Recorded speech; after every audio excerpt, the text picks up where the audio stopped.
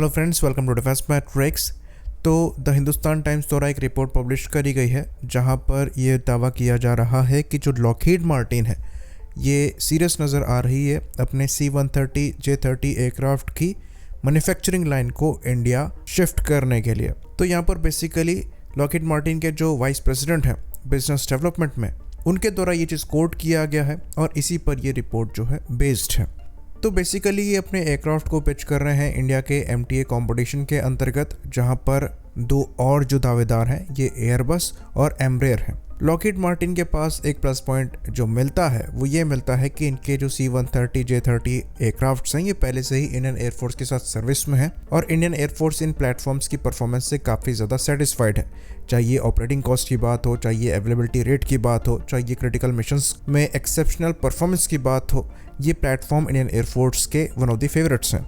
तो इसलिए यहाँ पर लॉकहीड मार्टिन को लगता है कि उनके दावेदारी मजबूत है। बाकी ये प्लेटफॉर्म कॉस्ट इफेक्टिव भी हैं। एयरबस के A400M और एम्ब्रेयर के C390 के कंपैरिजन में इनका प्राइस एयरबस के A400M से काफ़ी कम है, वहीं पर एम्ब्रेयर के C390 से कंपैरेबल है। तो पहले से ही लॉकहीड मार्टिन की जो पार्टनरशिप है ये टाटा के साथ है और C-130J हरक्यूलिस का जो रियर टेल सेक्शन है ये टाटा द्वारा ही बनाया जाता है। तो यहाँ पर जो इंडियन एयरफोर्स की रिक्वायरमेंट है MTA प्रोग्राम के अंतर्गत ये 40 से 80 एयरक्राफ्ट की है और उतने बड़े नंबर के लिए मेक इन इंडिया का क्लॉज लगाया गया है, जिसके अंतर्गत ये एयरक्राफ्ट इंडिया में ही बनेंगे, जैसे कि एयरबस के C295 बनाए जा रहे हैं।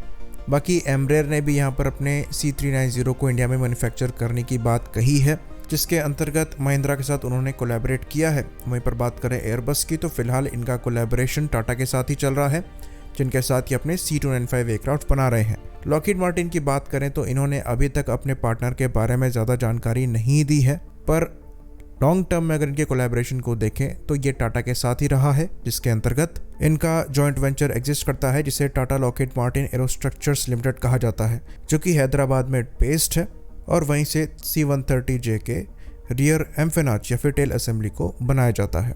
तो अगर इंडियन एयरफोर्स की रिक्वायरमेंट की बात करें तो ये प्लेटफॉर्म MTA के रिक्वायरमेंट में फिट होता है, जहां पर 18 टन से 30 टन की पेलोड कैपेसिटी की डिमांड करी गई है। C-130J-30 करीबन 20 टन का पेलोड कैरी करने में सक्षम है।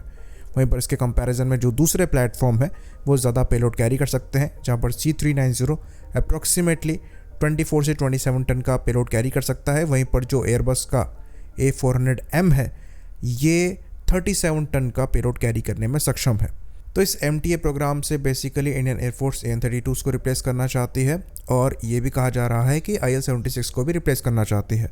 तो AN-32 के रिप्लेसमेंट के तौर पर C-130J-30 एक आइडियल ऑप्शन दिखता है, लेकिन अगर IL-76 भी इंडियन एयरफोर्स रिप्लेस करना चाहती है तो वहाँ पर ज़्यादा ऑप्शंस नहीं है, तब एयरबस का A400M ज़्यादा बेटर ऑप्शन नज़र आता है। तो ये चीज़ हम जानते हैं कि C-130J-30 सुपर हरक्यूलिस काफ़ी ज़्यादा वर्सेटाइल प्लेटफॉर्म है, ऑल्दो इंडियन एयरफोर्स द्वारा मेनली टैक्टिकल ऑपरेशंस के लिए ही इन्हें इस्तेमाल किया जाता है। और अगर यूरोप में देखें तो कई यूरोपियन कंट्रीज़ जो कि एक्चुअली C-130J-30 सुपर हरक्यूलिस की ऑपरेटर्स रही हैं, उन्होंने अपने प्लेटफॉर्म को एयरबस के A400M से रिप्लेस किया है। मेनली इसके पीछे कारण ये है कि एयरबस A400M भी काफ़ी ज़्यादा वर्सेटाइल प्लेटफॉर्म है, साथ ही साथ वहाँ पर पेलोड कैपेसिटी भी ज़्यादा है और कार्गो एरिया भी ज़्यादा है, जिसकी वजह से वो ज़्यादा बड़े प्लेटफॉर्म्स को पॉइंट A से पॉइंट B ले जाने में सक्षम है, जो कि एक डिसएडवांटेज C-130J-30 सुपर हरक्यूलिस के साथ है। इवन अगर आप कार्गो एरिया की बात करेंगे तो वहाँ पर C390 भी एक बेटर प्लेटफॉर्म निकलकर सामने आता है। तो आइडियली एयरफोर्स की जो रिक्वायरमेंट है उसमें C390 ज़्यादा बेटर फिट होता है, लेकिन ऐसा बिल्कुल नहीं कहा जा सकता कि C-130J-30 के चांसेस कम है, क्योंकि एयरफोर्स इनको पहले से ही ऑपरेट कर रही हैं, तो ट्रेनिंग वगैरह के कॉस्ट जो हैं वो यहाँ पर बच जाएंगे। साथ ही साथ एयरफोर्स इनकी परफॉर्मेंस से काफ़ी ज़्यादा खुश भी है। वहीं पर जो अवेलेबिलिटी रेट इन प्लेटफॉर्म का वो 90% के आसपास बताया जाता है, जो कि अगेन एक बड़ा कारण है एयरफोर्स के सेटिस्फाइड रहने का। बाकी जिस तरीके से इंडिया और US के बीच में जो मिलिट्री कोलैबोरेशन है और टेक्नोलॉजी ट्रांसफ़र है ये बढ़ रहा है, इसको देखकर भी ऐसा लगता है कि C-130J-30 के चांसेस ज़्यादा बन जाते हैं, क्योंकि ये भी कहा जा रहा है कि असेंबली लाइन खाली इंडिया शिफ्ट नहीं होगी, बल्कि यहाँ पर टेक्नोलॉजी ट्रांसफ़र भी हो सकता है, जिसके अंतर्गत कुछ क्रिटिकल टेक्नोलॉजी US द्वारा इंडिया के साथ शेयर भी करी जा सकती हैं। खैर MTA के एग्जीक्यूशन से पहले अभी काफ़ी इंपॉर्टेंट स्टेप्स हैं, जिसके अंतर्गत पहला तो DAC द्वारा यहाँ पर एक्सेप्टेंस ऑफ नेसेसिटी को एक्सेप्ट किया जाना है, जिसके बाद ही इसके फंड्स रिलीज़ किए जाएंगे और फिर कुछ यहाँ पर बात आगे बढ़ पाएगी। अभी फ़िलहाल वेंडर्स द्वारा अपने ऑफ़र को और प्रोडक्ट को पिच किया जा रहा है। आई होप इन्फॉर्मेशन यहाँ पर क्लियर रही हो। इसी बात पर इस वीडियो को हम ख़त्म करेंगे। लाइक करिए, सब्सक्राइब करिए। जय हिंद।